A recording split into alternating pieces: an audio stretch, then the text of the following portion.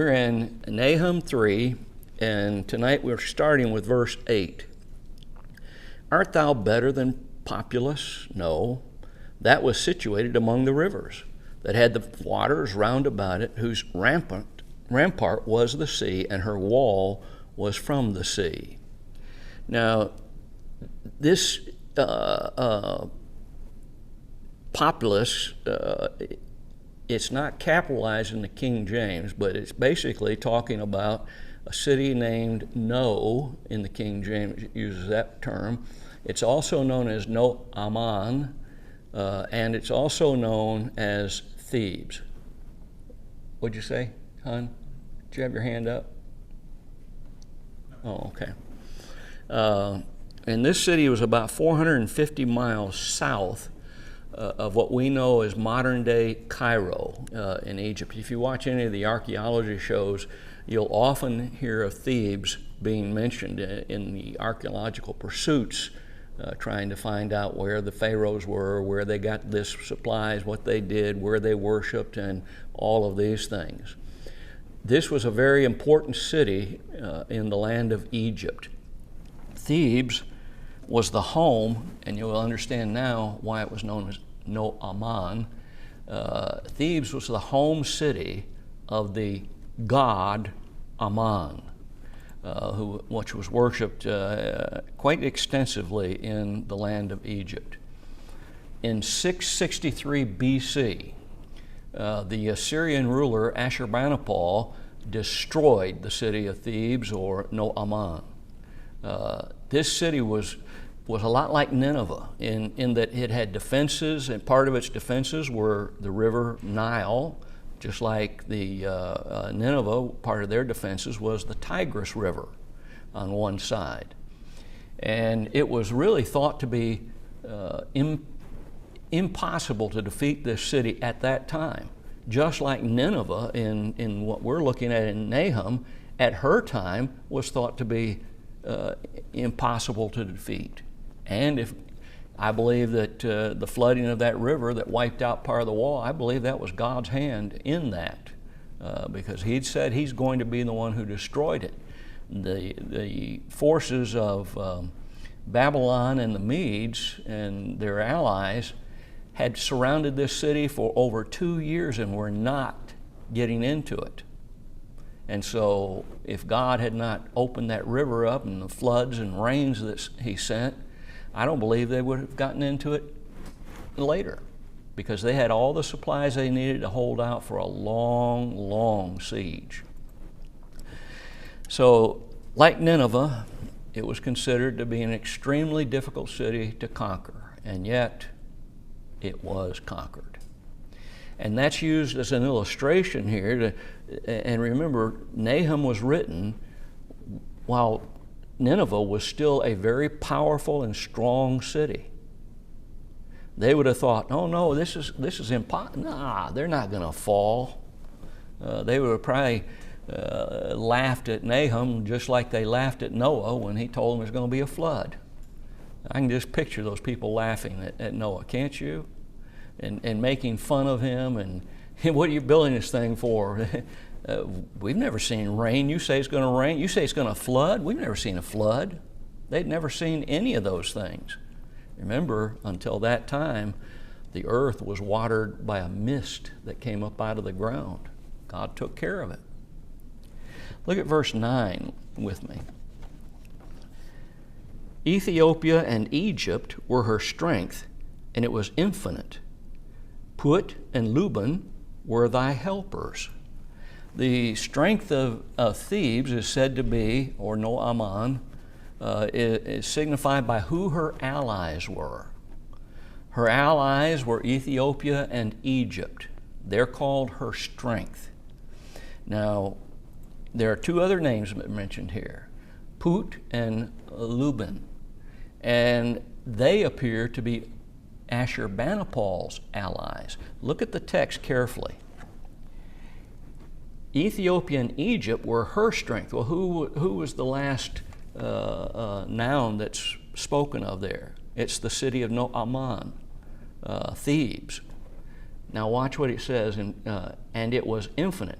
Put and Luban were thy helpers.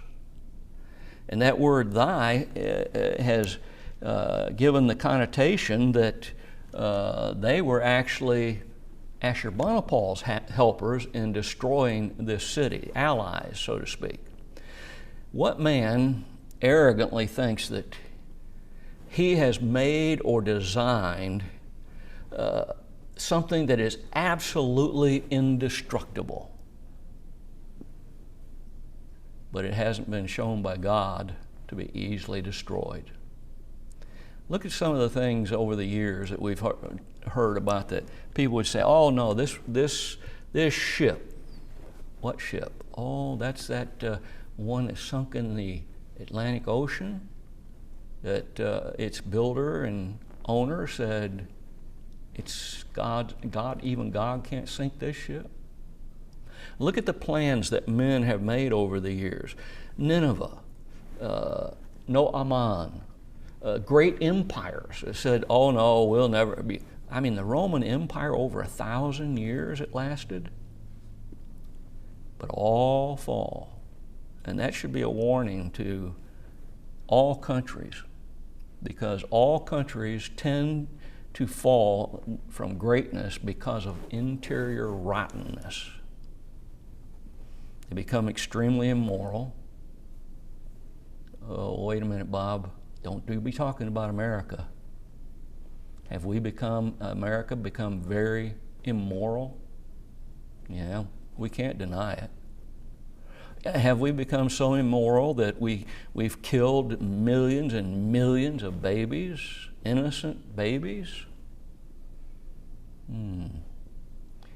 Have we become so immoral that we want an atheist to run the financial center of the world, New York City? Nineveh's doom is sealed. That's what God is trying to get across through Nahum's prophecy. Your doom is sealed. There is absolutely nothing that can be done. And what a contrast that is to the time of Jonah. And that's why we're studying these two books back to back. In Jonah's time, they were willing to make a change in their lives to follow righteousness, and for a time they did. But as time went on, they got worse than they were before. Kind of reminds me of what we see about a man who was controlled by a demon, and Jesus kicked the demon out. What did the demon do?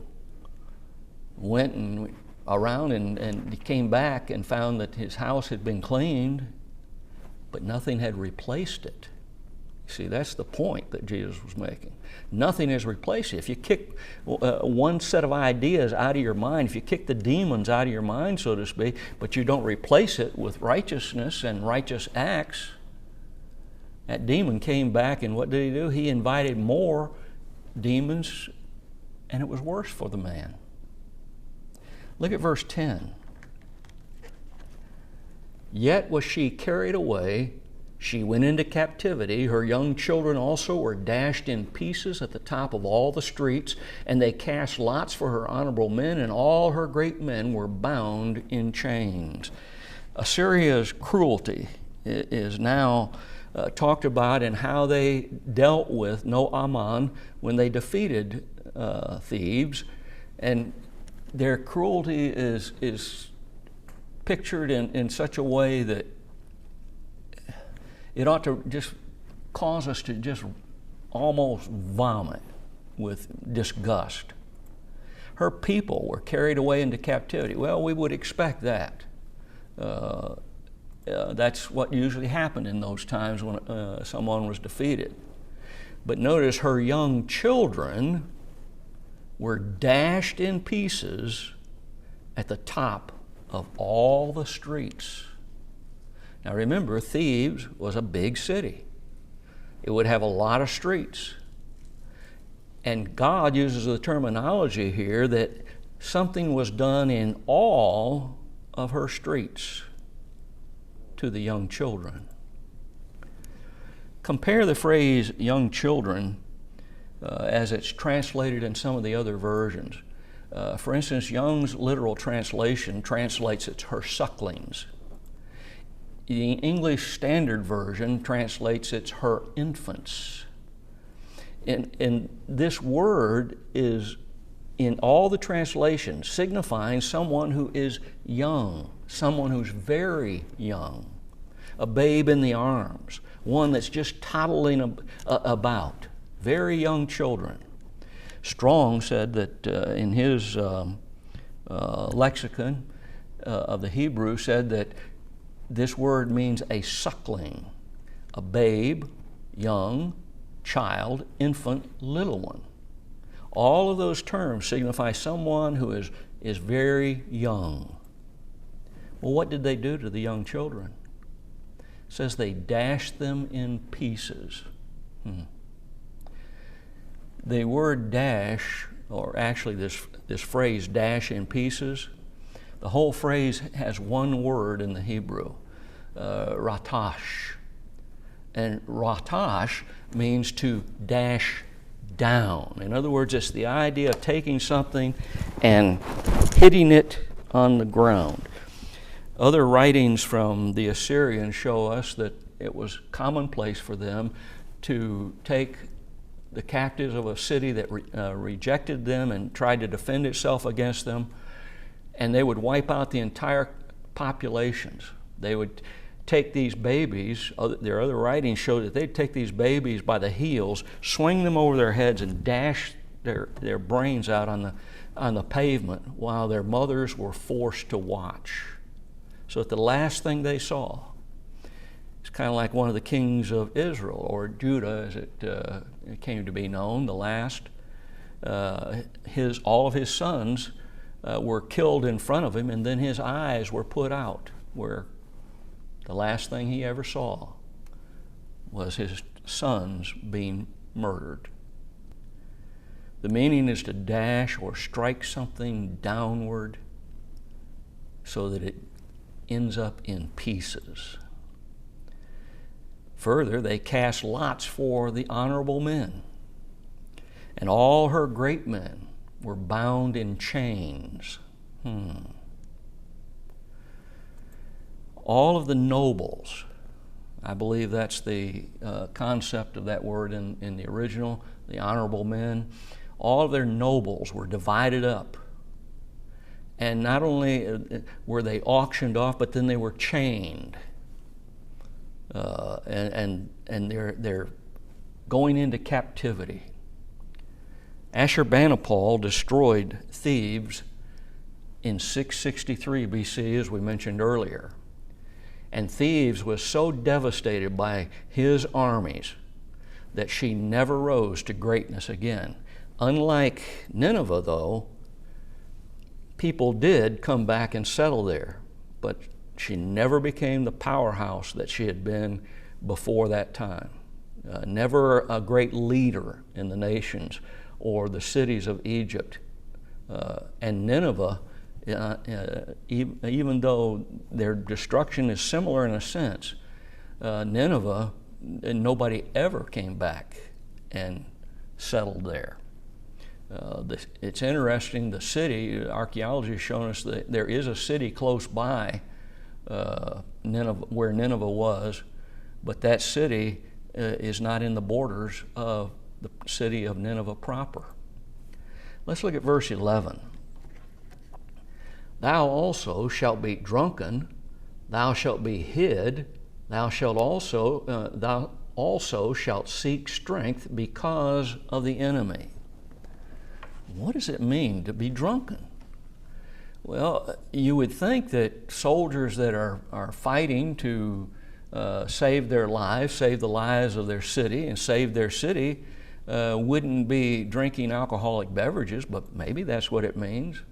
There are actually three possible views to what this means.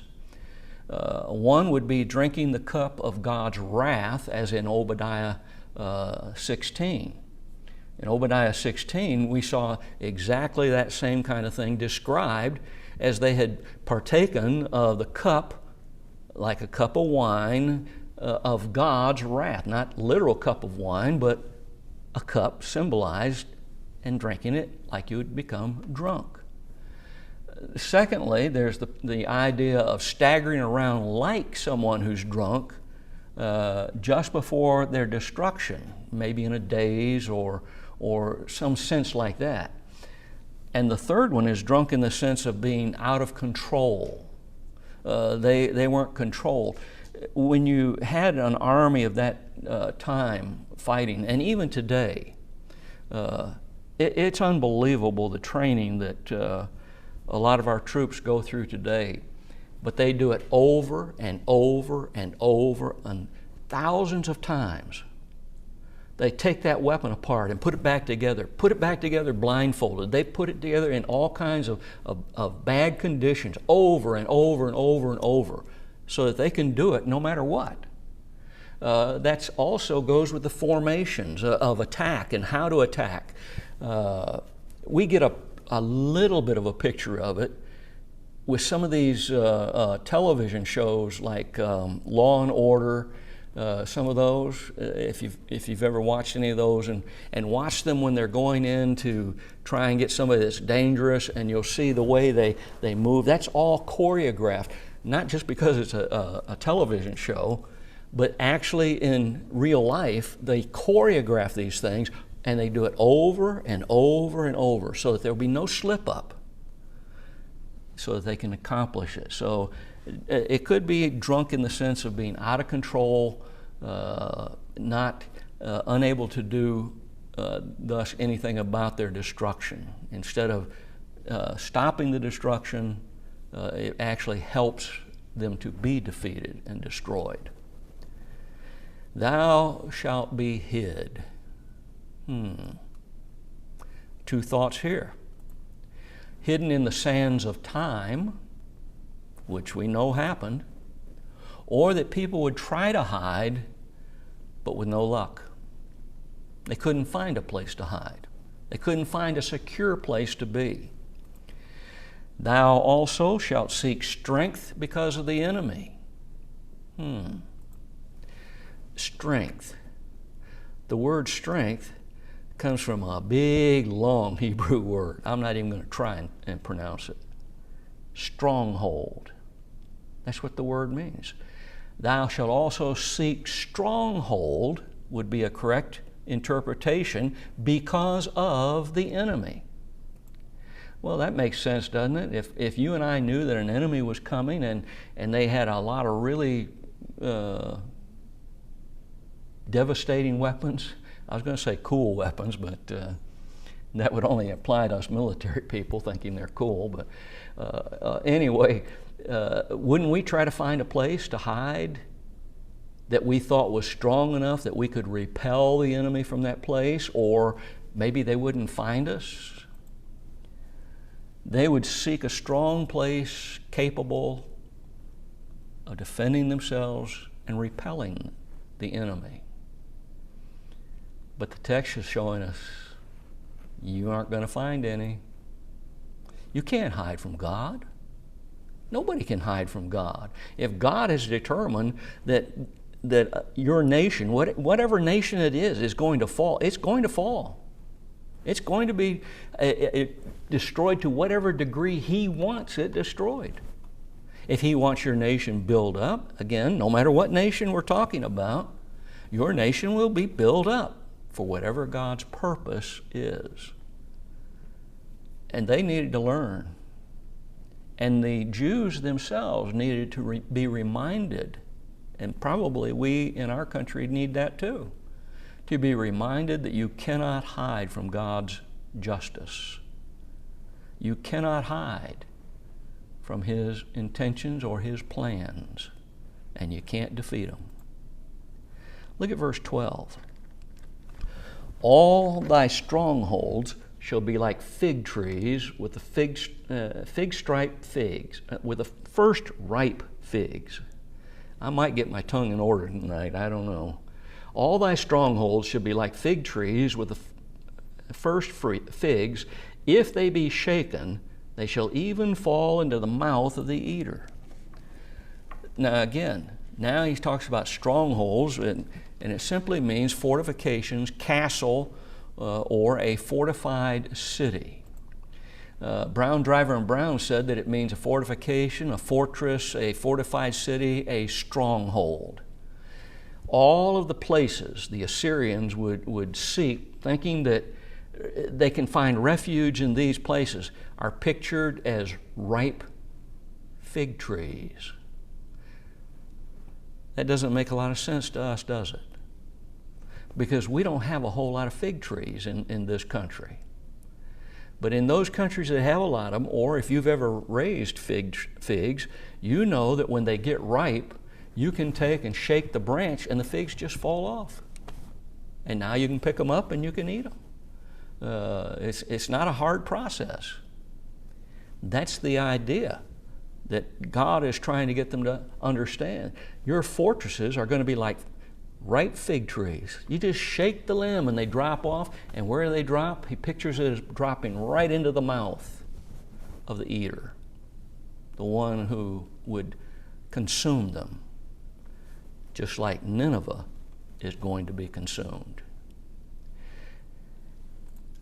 They shall even fall into the mouth of the eater. I like something that Haley said here.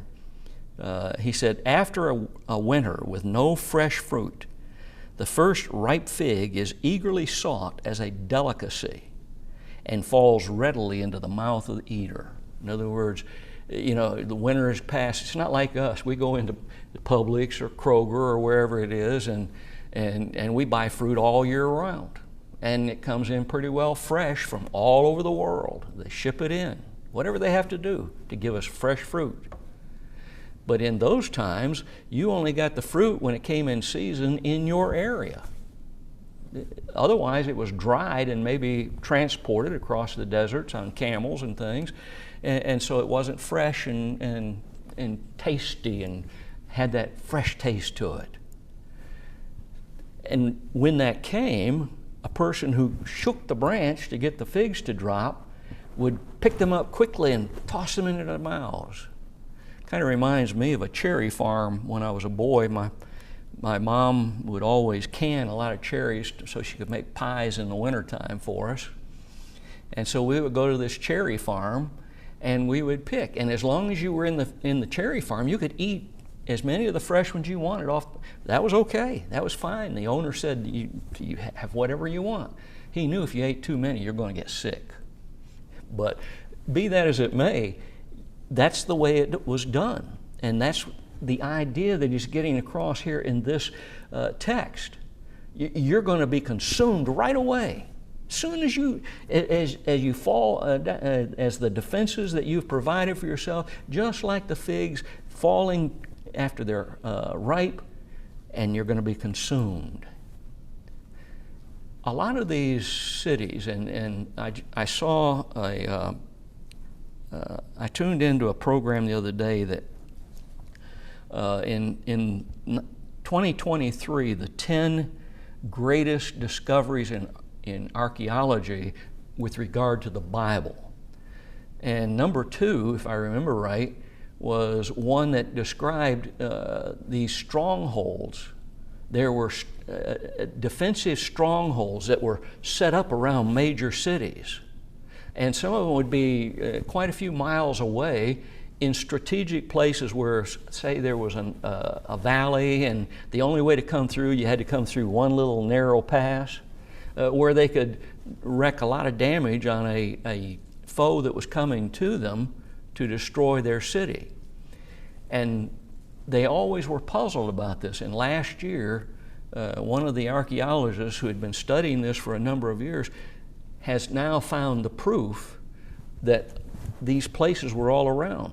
That's probably the kind of fortifications that are being spoken of in this text at this point. Let's look at verse 13. Behold, thy people in the midst of thee are women. The gates of thy land shall be set wide open unto thine enemies. The fire shall devour thy bars. Women? I believe that it's referring to warriors. I believe it's saying your warriors are like women. Now, that's not an insulting thing, ladies. That's not insulting you as women. But it was insulting these warriors, because in that time fighting was mostly done by men. Why? Because as we mentioned, I believe it was last time or maybe the time before, most of the fighting of that time was hand-to-hand combat, in close. Each force would hit each other in the battlefield, and we would be striving to push the other one back. And the first one who started giving, usually that meant the other side started winning, because it's pushing them back and they're tripping over people who have fallen, etc., and they're in danger of falling. Women, by and large, proven scientifically and everything else, their upper body strength is not as strong as a man.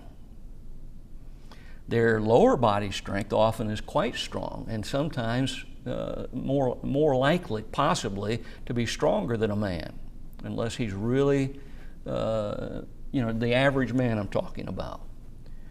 Warfare at that time had to have upper body strength.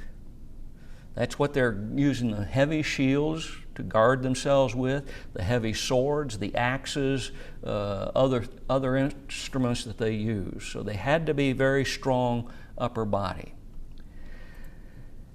And generally speaking, women do not have that upper body strength. Therefore, they didn't train them for warfare. Later on, we saw some enterprising armies in history train women to use bows and arrows, and they became effective military agents doing that. But God is pictured as the one who's going to overthrow Nineveh like a male army going against a female army. The female army would lose in those times. The gates of thy land shall be set wide open unto the enemies. Walled cities of that time had huge gates. They were usually made of very, very thick wood. They would be reinforced with metal bindings, and on the inside of the gate there would be a place where a huge beam, we call it a bar, a huge beam, many times would take a number of soldiers. When we studied the book of Acts, we studied Acts in here, didn't we? Yeah. We saw that the guardhouse there in Jerusalem, where they arrested and put Peter, it took, if memory serves me right, it was 8 or 10 men to lift the bar in order to open the gate. And then it took several men opening or pushing on this gate to open it. So it's very strong. One of the tactics that was used by those armies of that time was to try and use a battering ram and hit where they thought the beam was on the other side of the gate, because if they could crack that beam, then you can see what would happen. The gates would then be able to be pushed open by them.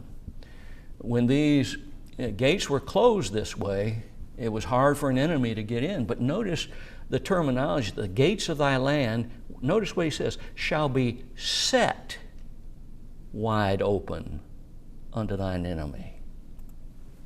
The gates of Nineveh are being pictured as being so ineffective that they might as well have been opened up and say, hey, come on in, come ahead. And no city in their right mind would do that, would they? To allow the onslaught of the enemy pouring into their city. The fire shall devour thy bars. Here it talks about fire devouring the bars. And there's a lot of archaeological evidence that the gates of Nineveh were burned down. They finally were able to get close enough. And I believe possibly that would have happened in this way. When the rains came and the river Tigris flooded so that it took out a large portion of the wall on one side, allowing troops to get in boats and then flood into the city of Nineveh. It would require pulling troops from other places in the city to try and repel them. And when that happened, then you would have a better chance of getting to these gates, getting them set on fire, maybe backing off a little bit until the fire burned out a little bit, and then go back and set it on fire again until finally you burned your way in. But when you look at the ruins that have been uncovered, there was a tremendous fire that has been established that took place in the city of Nineveh. That's been confirmed by archaeology. Ashes everywhere, layers of them that were since then covered up by the dust of the deserts and whatever, however it was done. And so that would explain the idea in my mind of how the bars were burned. As he said, they were set on fire. Look at verse 14. Draw thee waters for the siege, fortify thy strongholds, go into clay and tread the mortar, make strong the brick kiln. God it's amazing to me. He's challenging the Ninevites. He's throwing a challenge at them. Saying, go ahead, make yourself as strong as you possibly can. In other words, what he's doing is telling them there's an enemy coming that's going to destroy you. Well before the time. Well, when people thought, nah, that can't happen. He's challenging them. Do everything you can. Make yourself as strong as you possibly can. It's not going to do any good. You're going to be destroyed. Everything you do to protect yourself will fail. Draw thee waters for the siege. Why would they need to draw water? Well, for two purposes. They need to have water to drink. In those times, cities that knew that an enemy was coming and they were going to have to close up their gates would try and gather as much water as they could because they knew they were going to have it to drink, but they would also need it to put out fires. Again, in those times, they didn't have the weapons we do today, but they had some pretty interesting weapons. They had pots filled with oil, and once catapults were designed and started to be used, they would put these pots of oil on the catapult. They would light it, and then whoosh, and it'd go over the wall, and it's going to hit something, and it's going to spread. And they were hoping to burn troops, houses, ammunition, anything that would burn that would help them to defeat the city. In the time that we're looking at, more than likely it would have been arrows tipped with flames, fired, try to fire them over the walls and strike. Hopefully they'd strike something and catch it on fire, and the enemies inside couldn't put it out. Fortify thy strongholds. Make them as strong as you can. But it's not going to do any good. Go into clay and tread the mortar. Most of the bricks that the city of Nineveh was made out of were made out of clay. It would be reinforced, just like we saw in Genesis and Exodus, when the Israelites made the clay bricks for the king, the Pharaoh.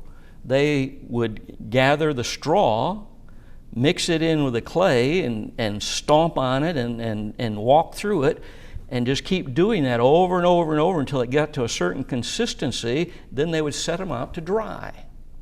But sometimes the bricks were put in a kiln, a brick kiln. And this kiln would strengthen the bricks a lot more.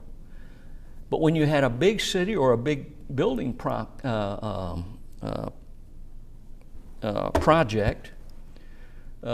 you couldn't keep up with the kilns because they needed a lot of burning wood. And a lot of these places didn't have it. They had to import it because they'd already stripped all the land around them in order to make brick-fired, or fired, how do you say it? Fired bricks, you understand, I hope, but to make the building. So most of the buildings were made out of sun-dried bricks. These bricks that he's talking about were gone in, and they had to walk on this clay and mud and whatever they made them out of, and the straw, blending it together to make it stronger. And at a certain point, then they were put into shapes of bricks and sun-dried. Far less desirable than fire-cured bricks.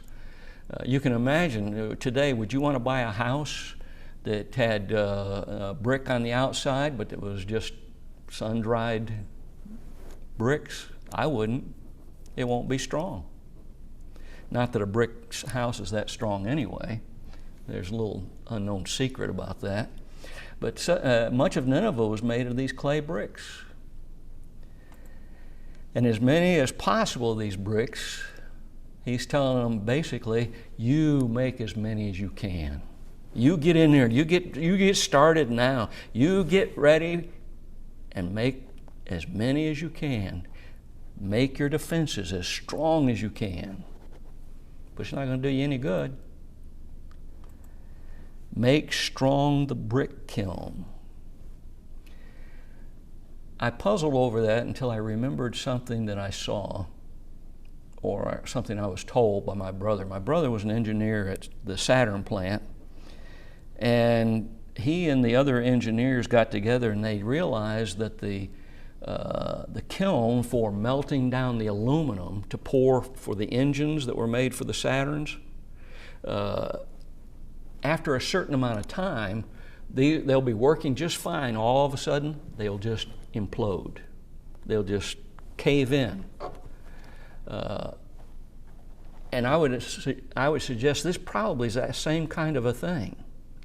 So what did my brother and his other engineers do? They came up with a design for a new kiln that was better than the one, and put out patents on it and everything else. Make it stronger. That's what he's saying here. Make that brick kiln strong as you can. Well, when you study the book of Daniel, in chapter 3, we remember the golden statue that Nebuchadnezzar built, and he commanded that all of the nobles and dignitaries of his nation to come and bow down and worship that image, that golden image. And we remember that who? Shadrach, Meshach, and Abednego, that's their Persian names, said, nope, we're not going to do it. Well, what did he say? He said anybody that won't bow down to this golden image is going to be thrown into the fiery kiln. And when they didn't do that, he got very angry. And he said, make it 7 times. The average kiln, if you made it 7 times the fire that you would normally use, is probably going to implode. It's going to be damaged. But that's what he did. At Nineveh, bricks had been sun-dried and they had been kiln-dried. Verse 15 of our text, there shall the fire devour thee, the sword shall cut thee off, it shall eat thee up like a cankerworm. Make thyself many as the cankerworm, make thyself many as the locust. This verse shows that everything that they were to do in the preceding verse, again, he's letting them know it's not going to help you. There shall a fire devour thee, the sword shall cut thee off. You're not going to be able to win. The English Standard Version translated this verse in this way, and I think it's decent. I need to say this too. I'm not a big fan of the English Standard Version because they've taken way too many liberties in my studies of it to say things that do not end up matching the original language like it should. But be that as a disclaimer, in this particular verse it says, "There will the fire devour you, the sword will cut you off. It will devour you like the locust. Multiply yourselves like the locust, multiply like the grasshoppers." And it actually translates some of these words better that we notice. Haley said it this way: "It is said by ancient historians that as the siege drew toward the end, the king and his family withdrew into the palace and set it to fire, dying in the Holocaust." Well, if this passage were talking only about the king, he fulfilled the prophecy. But as the city was overrun, many of the people would have been killed by the sword as well. The king was only killed by fire, and his family, the princes. But many of the people would have also been killed by fire as buildings collapsed on top of them and things of that nature. And no matter how thick they made their walls, no matter how many troops they might have gathered together, no matter how many superior weapons they might have produced, they're doomed. That's the total message. You're doomed. Go ahead, I challenge them, make yourself defensible. Make it where you think you can't be beaten. You're still doomed, no matter what you have. In verse 16, "Thou hast multiplied thy merchants above the stars of heaven. The cankerworm spoileth and flieth away." By the way, the word cankerworm up there is a form, there are 3 different forms of locusts that are mentioned in this text, and it's a locust that's being talked about. In verse 16, "Thou hast multiplied thy merchants above the stars of heaven. The cankerworm spoileth and flieth away." Part of Nineveh's riches would have come because of their trade, and a lot of their strength would have been multiplied that way. The more money you have, the more weapons you can build. The more weapons you can build, the stronger your strength. These riches would have been stripped away by the cankerworm. That's the imagery. Well, what happens when the locusts come? I've seen moving pictures of locusts, and it's just like they roll over the top of each other. It reminds me of one time when we had 13 kittens, and they'd get to playing, and they'd run through the house, and then all of a sudden the lead kitten would roll over, and all the rest of them would go rolling over the top of them, and then go the other way. A locust does that, and what they're doing is the ones behind that are finishing up the crops and eating all the grain and everything that's edible, they run out, and so they need to go, and it just keeps going over and over, and they keep going over, and they strip the land. There's nothing left. And that's the idea that's being portrayed here, like the locust. That doom, or what was the word used here? That spoileth, robs, eats up, destroys. Another idea to explore here is the merchants. They're mentioned here. What are merchants going to do? Where are they going to go? They're always going to go where they think they can make money, right? You wouldn't open a business and try and make a go of it if you didn't think it would work. You know, you go out in the middle of nowhere and build a hot dog stand, you think you're going to succeed? A siege is designed to do 2 things. It's designed to keep people out of the city from entering in, bringing them relief, help, weapons, whatever, food. And it's designed to keep people from leaving a city.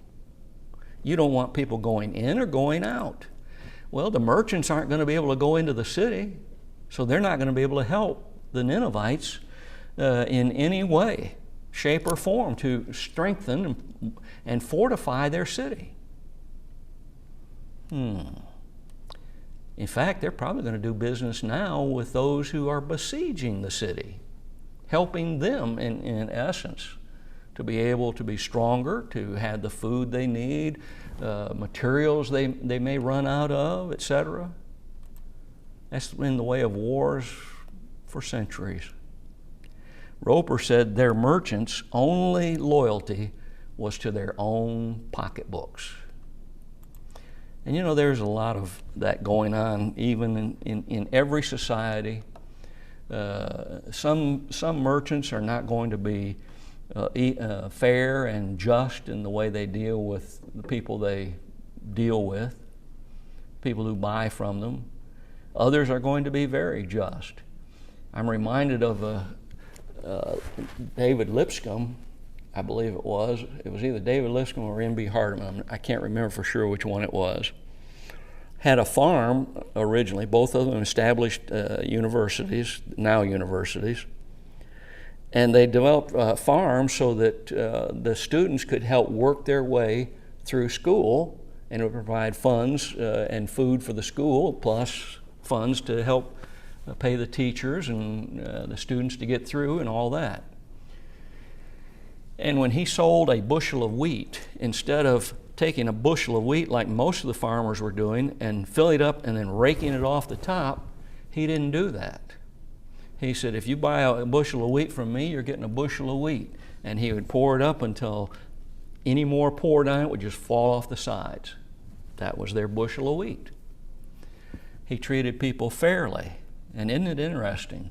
They prospered. And when people treat people right and do what's right, there'll be prosperity.